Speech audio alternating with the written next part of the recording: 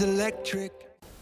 Hi everyone, welcome back for another energy related video. Today I want to talk to you about export and my successful move from the FIT tariff deemed export across to the smart export guarantee with Octopus Energy. Yep, I'm now exporting, I'm now paid for my export. Things have changed, and I've explained in another video previously that I was apprehensive of doing this because it would change my mentality from got to consume solar energy because that's the cheap way of doing things, that's the greenest way of doing things.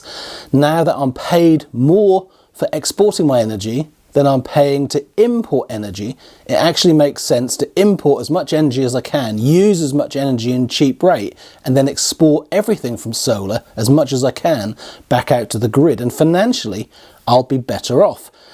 So I didn't do that initially for the first, I suppose, year, maybe even 2 years that's been available at better rates, because of that apprehension of the change of concept, because we'd got used to the idea of the sun shining, let's turn some things on.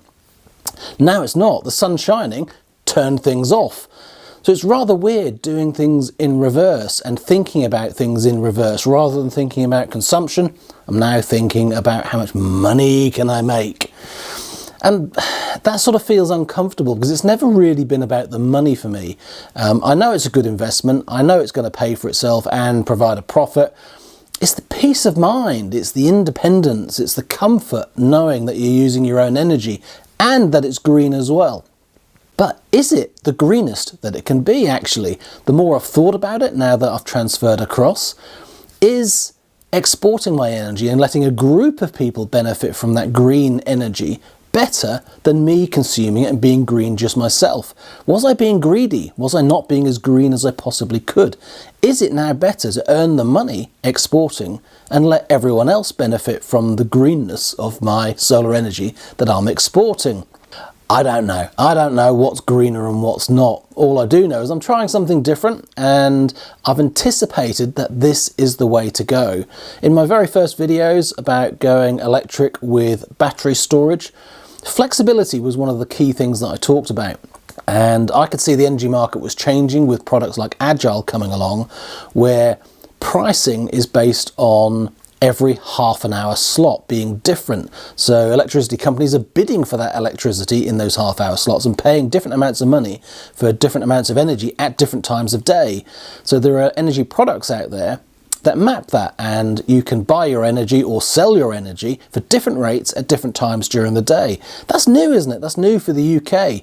Years ago, energy companies used to buy it in bulk in advance, they'd hedge it, they'd average it, and basically would have a fixed amount of money that would pay for our energy. And if it was complicated, we'd have two rates, one overnight and one during the day. Things are getting more complicated now, but it's not really complicated. There are more options, there's more potential to have even cheaper rates of energy, but on the balance, there's potential to have even more expensive rates of energy. So the trick is to have that flexibility of your system to use energy when it's really, really cheap and not use any energy at all when it's really, really expensive. And the more you can be flexible about avoiding usage and consuming usage at the right times, the more you can benefit, because that's good for the grid, it's good for the energy companies, they're making profits doing exactly that. So I want to be part of that and make some of that money as well. Just before I talk about the change over from FIT to SEG, I want to talk about something that I saw online just the other day. I was watching YouTube videos of Guy Martin, the Channel 4 series, where he's investigating power in the UK. And there are several things that I found fascinating about that. So I'd have a look online on YouTube and look for those videos of Guy Martin, something about power stations and the power in the UK. There's a series of them. The interesting thing for me is he's a petrol head, and yet he's now installing solar panels, he's being efficient, he's working out how much energy his workshops are consuming, and he's going, wow, he didn't realise how much money just making cups of tea during the day was actually costing him. So that side was interesting. When he moved into presenting about the power stations, etc., there's one thing that really stuck with me, and it was the imagery around a single person sat in the power station with a bank of computer screens around him, just like I used to back in the day. But he was basically watching the frequency, watching the power level of the grid, the network. And it was his job to monitor it and to plan in advance. So he'd know what the consumption was supposed to be during the day, he'd know what was planned to be generated and try and match and keep the right frequency. But where it needed adjusting, he had a list of providers where he could call them up or click them online and turn on power, or presumably turn off power, curtail the power that's being generated, to adjust the network to have exactly the right amount of power and frequency on the network that we need. Now, what was interesting about that imagery, and he was just selecting these things online, was there was a price associated with it. So by getting Guy Martin to do some clicks and make a telephone call and turn on a power station to provide the energy that was needed was costing, I don't know, £5,000 per minute or something like that. It was an amount of money. So it was not only his job to provide the power, but to select the most economical route of providing that power or reducing the demand. So it was his job to save the company money. So the National Grid's a company. It's a public limited company with shareholders receiving dividends.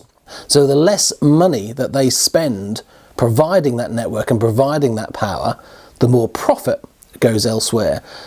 And that's where Octopus Energy are coming in. I can really now imagine that Octopus Energy, Mixergy, My Energy, Give Energy, all of these companies that we're starting to become familiar with that are providing grid support services, are they available on this bloke's screen list to select? And is there a cost associated with them on saying, yeah, it looks like in 2 hours' time we're going to need a power station to come on. But if it's cheaper to ask Octopus Energy to get its customers to reduce their demand in those 2 hours' time, rather than turning on a power station, he will be selecting the Octopus Energy one. Because if it's cheaper, that's his job. It's his job to keep the network smooth for the cheapest cost. And that's what I'm starting to see, that the more of these companies that are out there that are providing grid support services to control chargers, car chargers, to control hot water heaters, to control other things, or to incentivize you reducing your demand. And that's a key one for me. You look at companies like Mixergy and My Energy, and they're talking about providing grid response for turning off car chargers and hot water heaters, etc., or turning them on. But there's no kickback to me as a customer. Where I get the kickback is by joining Octopus Energy saving sessions and I join that scheme of exporting energy or not using energy at that particular time of day, and Octopus Energy are paying me because the grid are paying them for reduced usage. So it's all being passed along. The thing that's starting to concern me a little bit is the mixture of these things. What if I'm signed up for Octopus Energy for a saving session, but then Mixergy want to turn on or off my hot water tank at the same time? Well, isn't that grid response? Isn't that the same thing? And therefore, from the same household, the same energy source of consumer, etc., they're getting paid twice. Someone like Mixergy would be getting paid for that happening, but also so are Octopus Energy. So signing up for grid assistance with Mixergy or signing up to Fred trials with My Energy, do they compete with Octopus Energy? Are they the same thing? Because it seems to be, to me, it's energy, it's to and from my house, and if it's happening at the same time, then surely someone's getting paid twice for the same energy saving or energy consumption. So there's lots of these different schemes out there, and we'll be selecting the scheme that's most beneficial to us, that pays us the most money. For me, I like Octopus Energy. It just works, doesn't it? It's good software, it's good notifications, they're good people.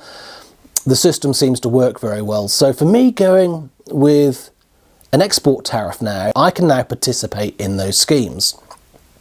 And for me, that's the big move about going with an export tariff and going with the flexibility of being able to manage the energy consumption of my house here, but also manage putting power out to the grid as well as drawing it in from the grid at the right time, so I can benefit from it financially. I see that as being a big thing for the future.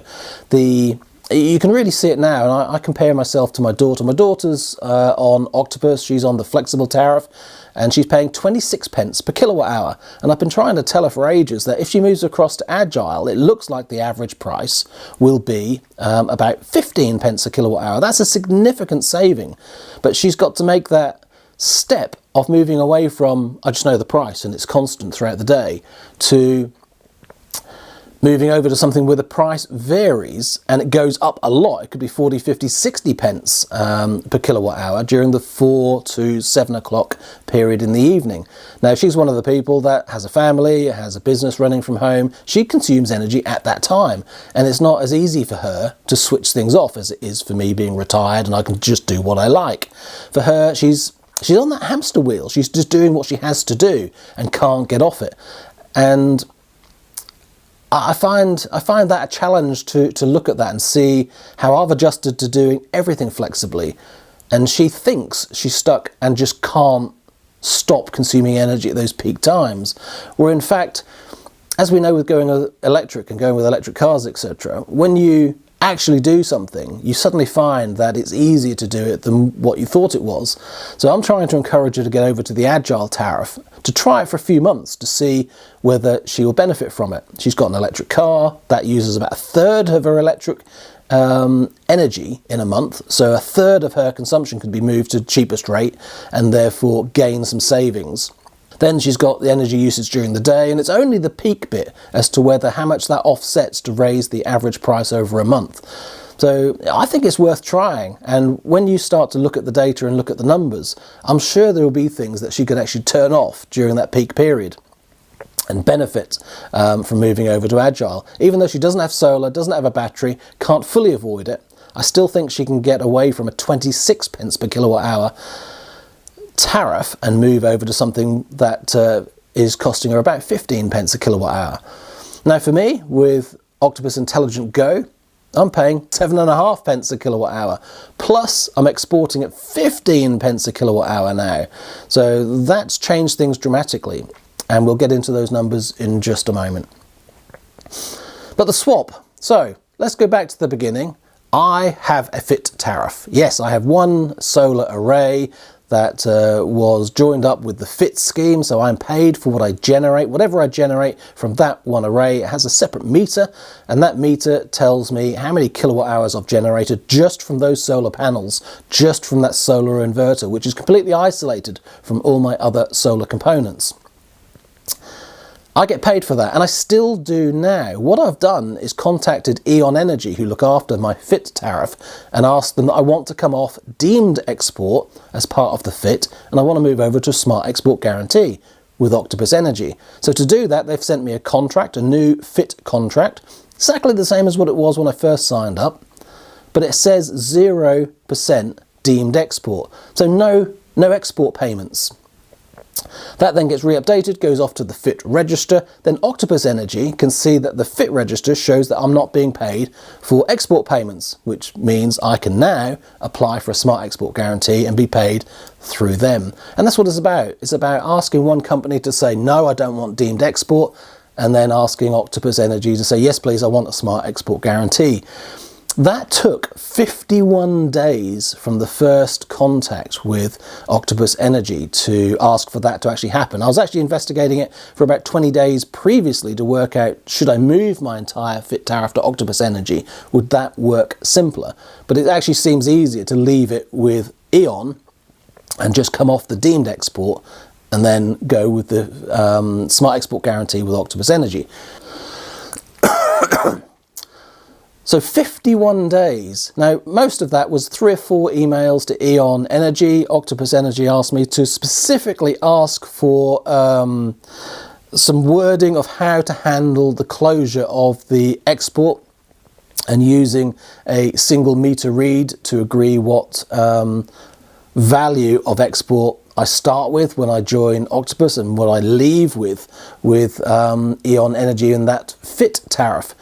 So there was about 4 emails with E.ON Energy and probably 6 or 8 with Octopus Energy. And it all went nice and easy. It was going backwards and forwards between E.ON and between Octopus, and I could see what was going on. But then E.ON Energy said, that's it, you're done, you're all signed up, here's your last statement, here's your last bill, they paid me for the last amount, I had the meter read, done, finished, the end. And then nothing from Octopus Energy. There was a period of a week to 2 weeks where I was in limbo, and it made me feel like that house buying process where you've gone along the chain and the process and you're buying this house and you're selling a house, and you know something's happening somewhere, but your solicitor says that they're waiting on their solicitor, and their solicitor says that they're waiting on your solicitor. And you know full well one of them's telling some fibs and they're just making excuses, and they're basically getting on with other work and nothing's progressing. So you can see that's happening, but there's just no proof, and they're always blaming each other. That was what seemed to be happening in the last 2 weeks.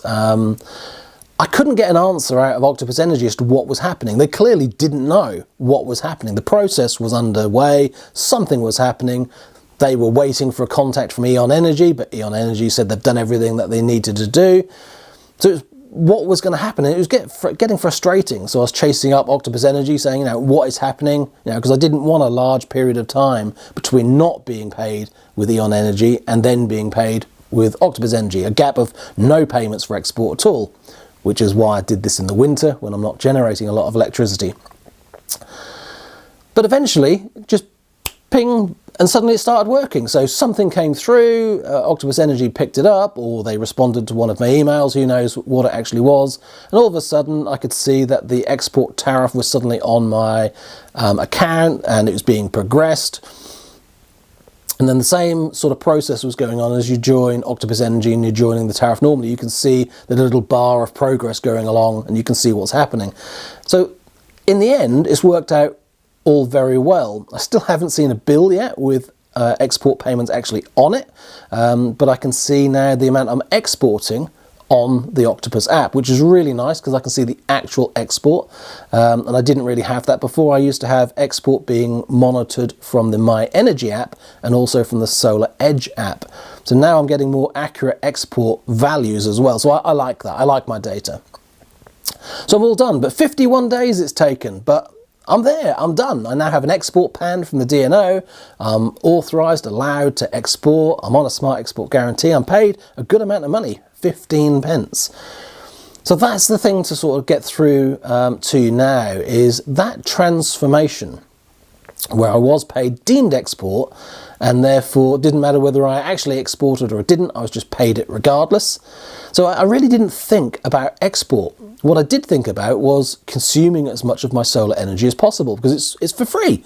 The energy is there for free, the solar is being generated, it's either slipping out to the grid and I'm gaining nothing extra for it, or I might as well consume it and benefit.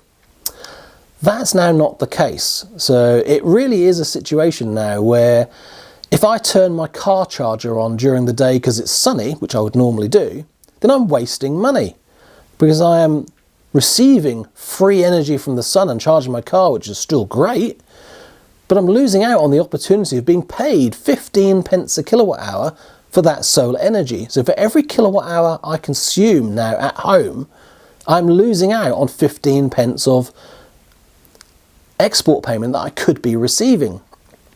So every consumption of solar here in the home is bad. Yeah, I mean, I really need to do a thumbnail. Oh, I'm exporting. That's good. I'm consuming. That's bad. It's so weird. It's so weird to be thinking like that, because am I going to get into the situation where I don't turn things on and consume solar energy? And I actually am quite surprised that it's working quite well for us. Susan doesn't really think about it, so she hasn't really adjusted to it. My mind started adjusting to the difference in consumption versus exporting, and it hasn't bothered me so far, but I've noticed those few things that I need to turn the Zappy off, so leave it in stop mode during the day, because I do not want it to charge. I mean, there's no point. I might as well just charge overnight at 7.5 pence, because for every kilowatt hour that I charge the car on cheap rate, it's a kilowatt hour that I do not need to charge from solar. So for me, it really is now charge the car overnight on cheap rate and export as much as I can. So the Zappy has to go into stop mode during the day. But that then leads on to, I've got to remember to actually turn it back on and put it in Eco++, so that the Octopus Energy intelligent tariff actually starts controlling the car automatically overnight and charges it. So I've got to get into turning it on and turning it off, either manually or automatically. Yeah, luckily I've got Home Assistant. I can automate that very, very easily. So then we got, well, what other things? What other things are affected by this move over to export and now being paid more for exporting than I am for consumption? So hot water as well. I used to dump excess solar energy into hot water. So if we had a 20 kilowatt hour day on solar, loads of that would go to the hot water. I'd just fill it up 100% because it wasn't costing me anything. Now it is. If I fill my hot water tank with solar energy, it is now costing me on lost income from exporting that solar energy. So now with the eddy that I have in the Mixergy hot water tank, I don't want to heat it during the day from solar. Hang on, but I do want to heat it from solar because I like the hot water being hot throughout the day. I don't want to turn it on a timer overnight and then just let the temperature reduce during the day. I like it being super hot all day. So I've now had to put some automation in to, one, take out the automation that said if I'm exporting, turn the eddy on, to automatically consume the solar energy, because I had that automation in already, because occasionally I'd leave it in stop mode and I wouldn't be using my solar energy, which was annoying. Now it's the opposite. I now don't want to consume it, but I also do. So that automation's got to now look for the temperature of the hot water being low and the capacity of the hot water tank being low. And if that's true, turn the eddy on if there's some solar during the day. Then once it's boosted to 53 degrees C and just enough capacity, so I'm putting it to about 19, 20, 21% of the hot water tank full at 53 degrees, then turn it off. Turn the eddy off again and start exporting. So I'm now heating the hot water minimally, not full. So I've implemented that automation. So I'm starting to notice these different automations that are needed to manage my system in a way that suits my new needs. Some things I want to consume during the day from solar energy because I want that convenience and that comfort, but most of it I just want to export.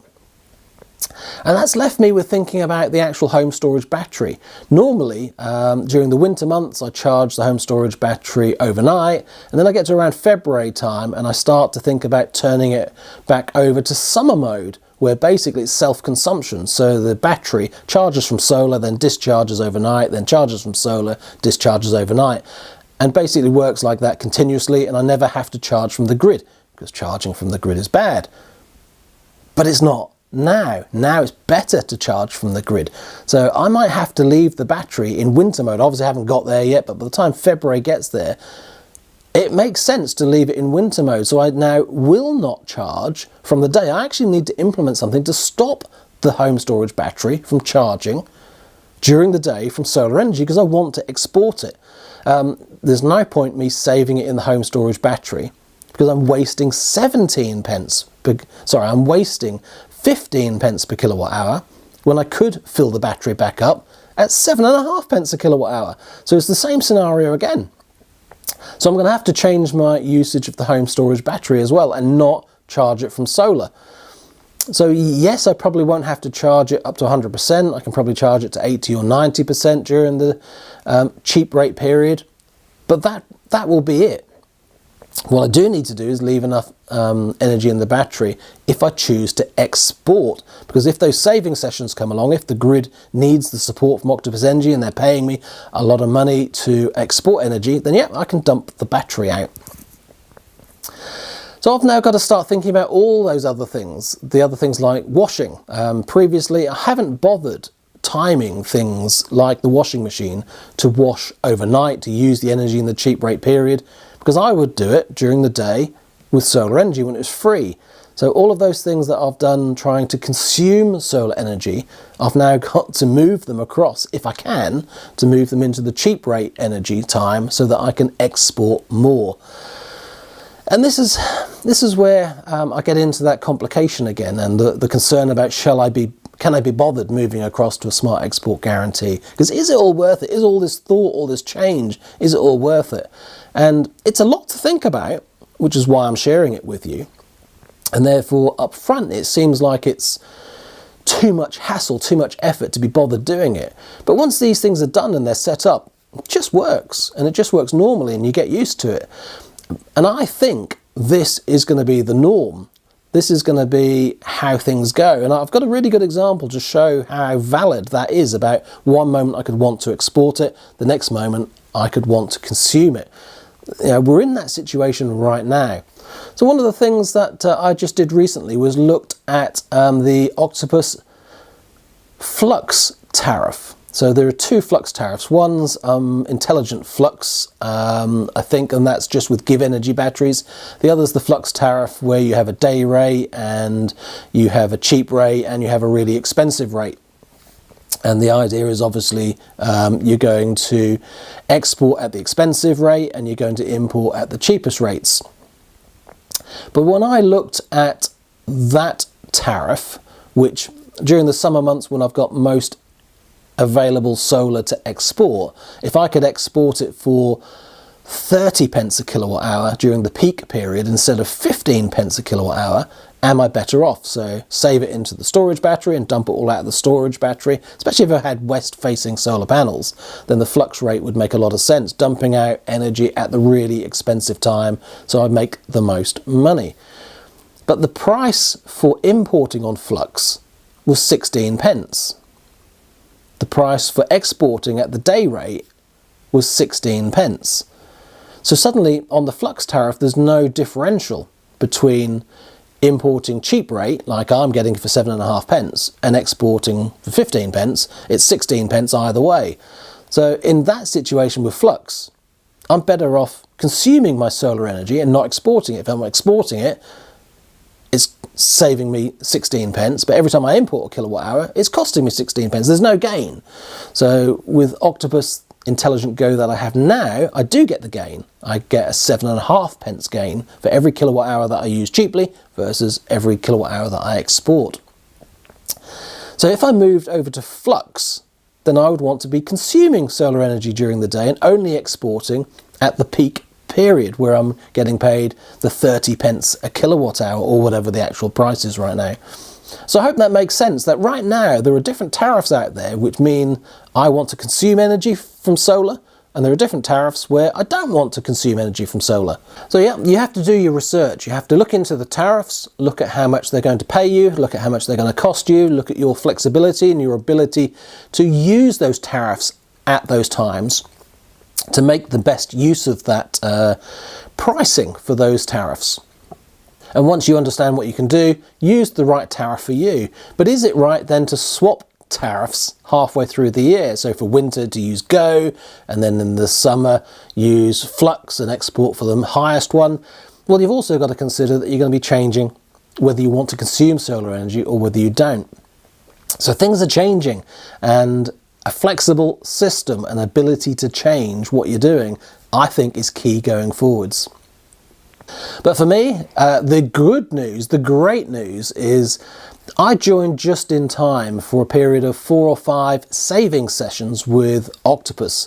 I was able to take part in the saving sessions. So these are where Octopus say that they are going to save a certain amount of energy from the grid, which will save the grid from turning on a power station. So they're being paid for that. One of them was being paid £4 a kilowatt hour. So for every kilowatt hour less that you use, or in my case, every kilowatt hour that I export, because I normally use 0 because I've got a battery, I get paid £4 a kilowatt hour. The ones I actually got to take part with were only £2.25. Only £2.25 per kilowatt hour. And yet there were, I think, at least 4 of them. I don't think, was there 5? 4 or 5, I can't remember which. So 5 savings sessions, £2.25 a kilowatt hour. I exported 4 kilowatt hours, just over, for each of those 1 hour sessions. So 4 kilowatt hours at £2.25 is £9. £9 times 5 sessions, £45. £45 of credit back into my account. They come as Octo points and I can convert those across to credit on my account. Now, considering my energy bill for December in previous years has been 50, 60, and I think this year is going to be more than that, 70 or 80 pounds, knocking off £45 from that bill for just giving away 4 or 5 times 4 kilowatt hours that I had stored in the battery, and the energy in the battery came from the grid anyway at cheap rate at 7.5 pence. Is really good, isn't it? Trading 7.5 pence energy for £2.25 a kilowatt hour is a good deal if you can do it. So if If Octopus Energy are going to do more of this, and power stations aren't going to be turning on and off as much because the consumption on the grid, the customer demand is going to be as easy to change. There's money to be made in this. And this is where I could talk about one further thing. When you're that keen to make money from exporting, am I keen therefore to dump the contents of my battery every day? I might as well fill it up for 7.5 pence a kilowatt hour and then dump the whole lot out at 15 pence a kilowatt hour every day. Now I've got 14.5 kilowatt hours of usable battery capacity. So I don't know, use 4.5 kilowatt hours for other things and dump out 10 kilowatt hours a day.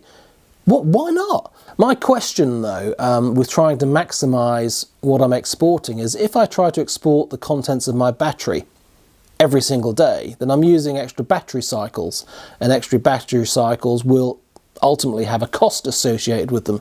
So the profit I'm making needs to be sufficient to justify the cost of at some point replacing the battery earlier than I would have to. So for me, 6 pence a kilowatt hour doesn't seem like enough money. 6 pence a kilowatt hour isn't enough, but £2.25 a kilowatt hour makes a huge amount of sense. It's, yep, here you go, have as much of it as possible. So every time there's a saving session, I will take part and our battery will be used as much as we possibly can in that saving session. But every single day, no, I'm not going to export the battery every single day.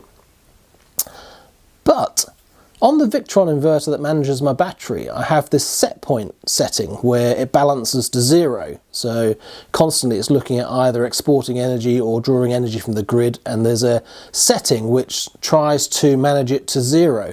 I set that to -10, so it's slightly on the export side and tries to manage so that we're not importing, because I don't want to import anything from the grid during peak rate times.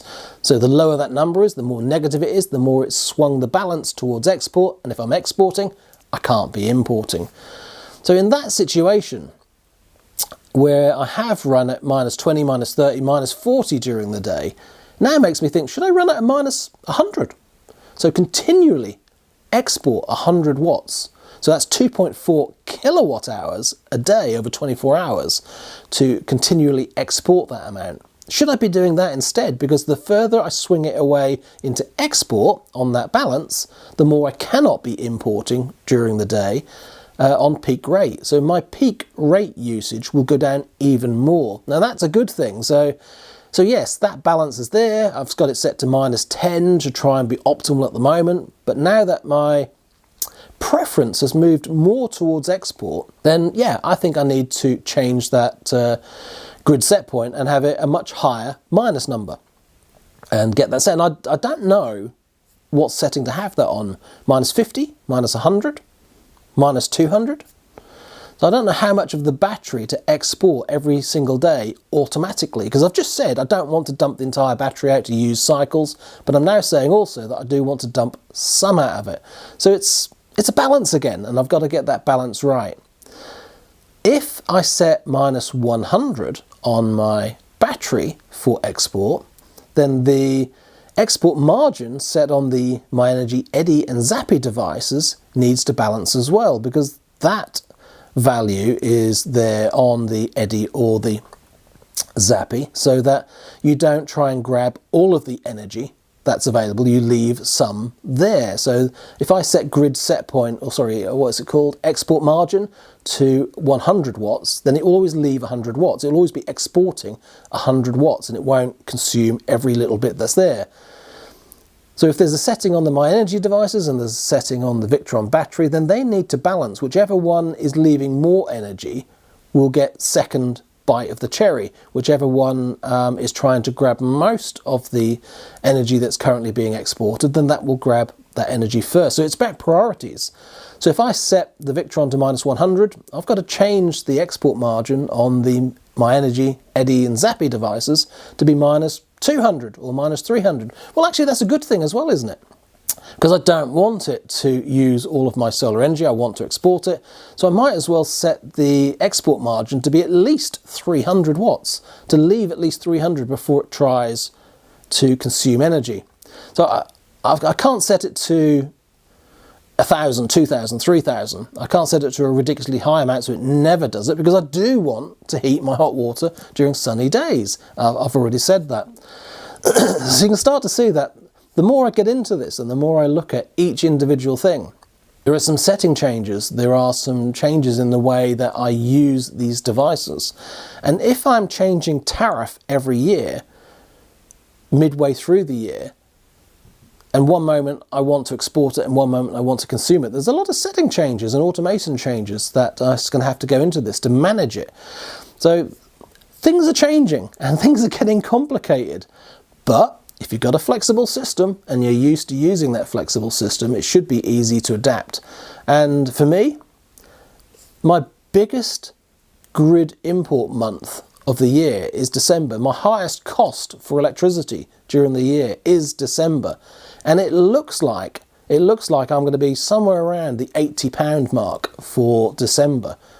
But with a credit coming for exporting 45 kilowatt hours times 15 pence, what's that, £5 or £6 to be knocked off that £80, and £45 worth of octopoints being knocked off, December's actually going to be one of my cheapest electricity months. I mean, my mind's just sort of blown with just being able to say that. By moving to an export tariff and now being paid more for export than import, I have suddenly, with the advent of these saving sessions, been able to turn December from a high expensive month into one of the cheapest electricity months of the year. This is boding well, isn't it? That if I can do this in December, what the hell am I going to be able to do during the summer when I am exporting megawatt hours worth of energy? And what's going to happen if these saving sessions really take off? Future's getting exciting. Definitely recommend going and looking at these Guy Martin films over on YouTube. I found it really, really interesting. And if you're on a fit tariff, then depending on how much you're being paid for your deemed export, have a look. Do you want to take part with these saving sessions? Do you want to have a more flexible system for being paid for your export? Have a think about it, because you definitely can. You don't have to stick with the fit deemed export. You can move over, as I have, and I'm going to benefit. As I said in one of my previous videos, I suspect I'm going to be at least £500 better off this year. Time will tell, and these videos I'll report whether I have or whether I haven't. Thank you so much for watching and listening. This complicated task, this complicated discussion about, do I consume energy or do I export it and make money from it? Am I more interested in being green, making money, or just having low numbers? It's a balance, isn't it, on what suits you up here. One solution, one way of doing things isn't right for everyone. It's what works for you. For me, I like to have low bills. I like to be comfortable so I can do all of these things easily without any stress of energy tariffs and stress of can I afford my bills. But I'm not into maximising every penny. I'm not being Mr. Scrooge. I want to be comfortable as well. So for me, it's a balance. That I want that efficiency. Throwing away £500 and not using it seems daft. That's a big enough amount of money to say, yes, please, I want that. But I don't need to make it £505, £510.